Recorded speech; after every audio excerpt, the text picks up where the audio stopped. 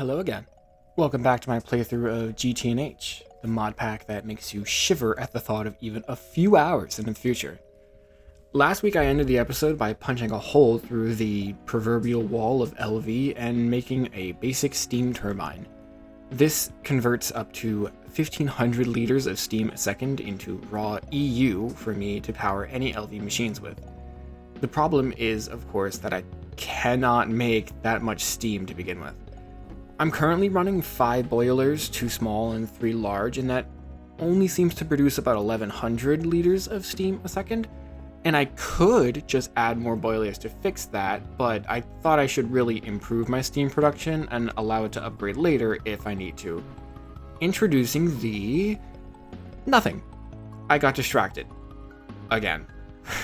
So instead, I'm going to gather a bunch of materials while I explain some things I planned out.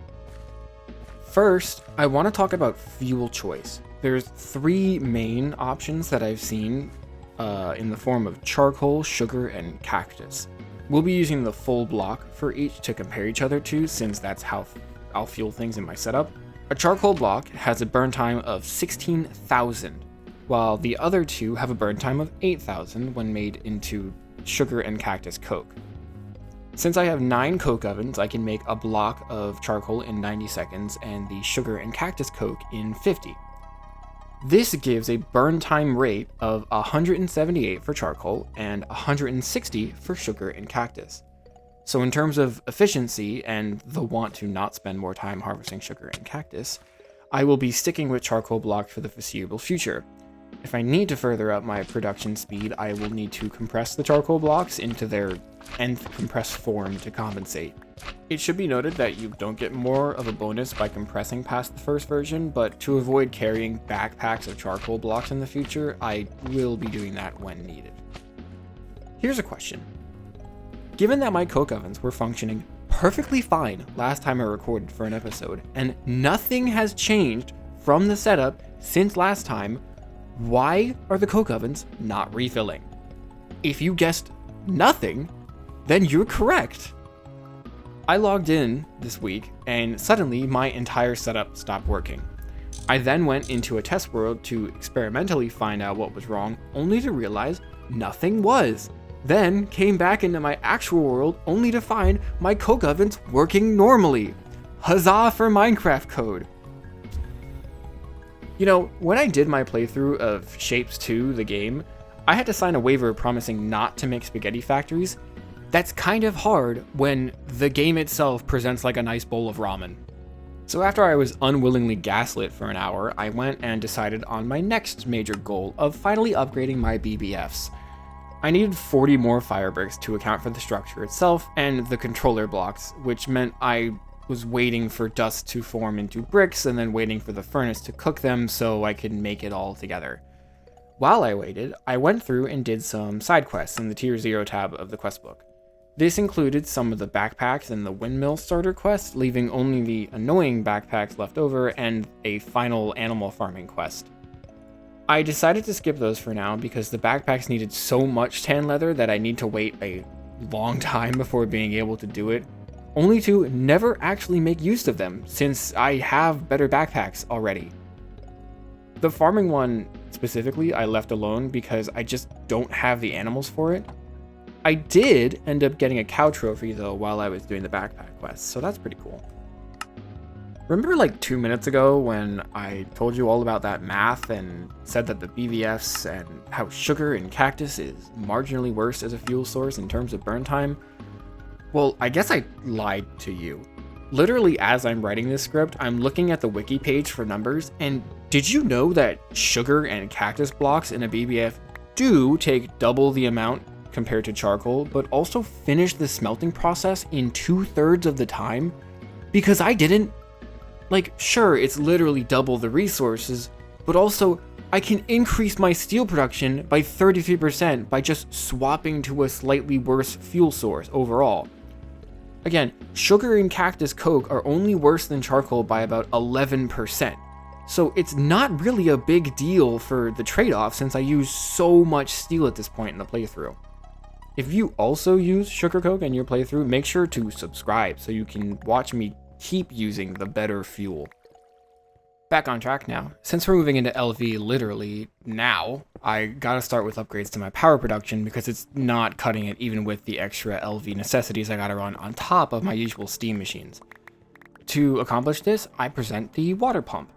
I thought this would be out of reach because it might need like a deep underground lake or something to work, but no. Turns out its definition of pumping is pumping air into itself and filtering out the water in impossible quantities. Literally 1.5 buckets worth every second. I've seen some other people at this stage of the game in their own playthroughs, and everyone seems to just use multiple water tanks instead of this thing for some reason. Maybe I'm missing something, but this water pump is beyond impressive because it's not that costly to make and compares to 50 water tanks in 80% humidity and while they're in the rain. Jesus. Not to mention that this is only the first tier of the pump, and you can literally double its production by swapping the 10 copper frames for steel ones. What the hell? I'm like actually kind of baffled at this because it's so cheap, and this will supply my water for who knows how long into the playthrough. Plus, since I can hook up my steam tank back into my fluid pump, it prevents it from ever stopping its water production, ever. So the only thing that can go wrong is running out of fuel, which won't cause an explosion. To make more room for some stuff I have planned later, I decide to move my steam tank, coal boilers, and the new water pump up to the surface to give it its own dedicated area I can work with and also give it some room for some aesthetics. I'm heavily opting into the whole maximum function and minimal fashion plan right now, and I would like my base not to look like a rat's den for too much longer. I guess that brings up the next big thing to talk about now that everything is much easier to access, that being the way of cooking the huge amount of water I have now into steam so I can actually use it. The answer to this is, of course, just a bigger boiler, but specifically Railcraft's multi-block boiler. This one is great because not only can it produce more steam with just the base boiler and a single tank than my coal boilers, but it can be upscaled to be a 2x2 and a 3x3 to increase production, I think, quadratically. Plus, you can do iron tanks into steel tanks for double production on top of that. I'm not sure if this will handle the steam production just yet, since I've not even started with LV and such, but now that I do produce a huge amount more steam, I decided to make use of my multi-block macerator and make it into a proper ore production line.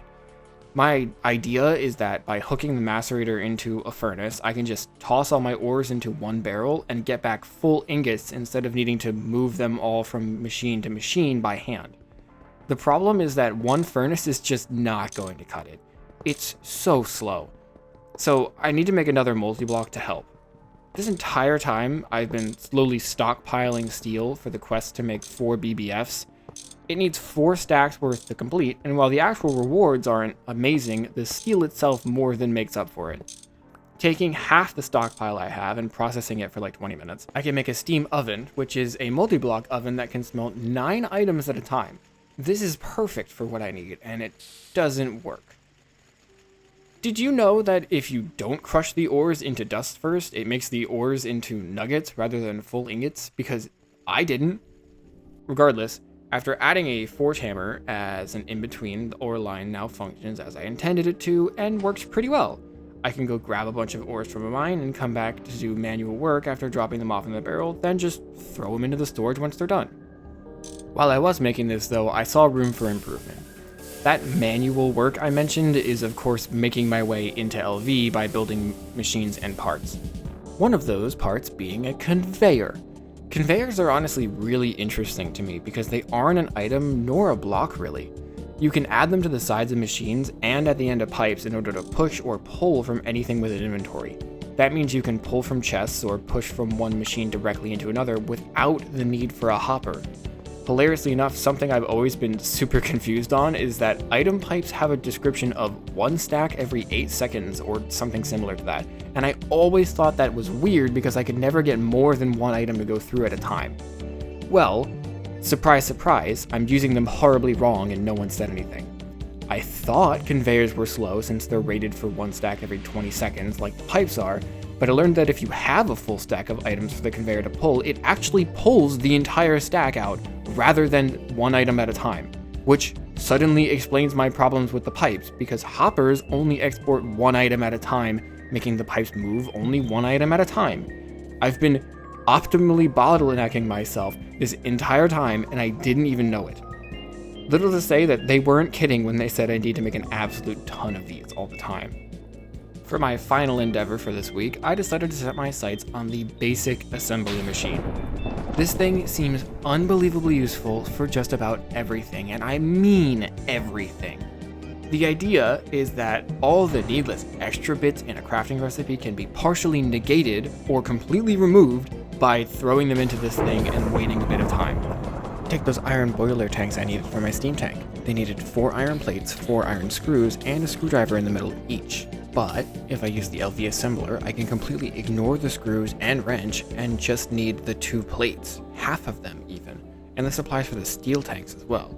This cuts out the steel screws I would have needed and lets me just use the casings to make the steel tanks, basically cutting the resource requirements by 33% for each tank. This isn't a flat percentage across the board, but not needing to make every part of something by hand is super useful, and I will be making liberal use of this in the future. Lastly, I swap out the iron ones with the steel ones, since I have them now, and once again use the assembler to make more iron tank walls to up my steam production from a 3x4 to a 5x5, upping its capacity by 4 times from 500,000 to 2 million. Next is to make more bronze to up the size of my pipes, but that is something planned for next week. Sadly, that is all the time I've got for this episode. I think I made really good progress this week, and I think I'll make even more next week now that I have the assembler on hand. If you liked watching this episode, make sure to hit the like button and subscribe if you wanted to be reminded to come back for next week. If you have any tips on things I'm missing, or even just want to say hi, then leave a comment below and I'll try to reply as best I can. I hope you have a nice rest of your week, and I will see you next time. Goodbye.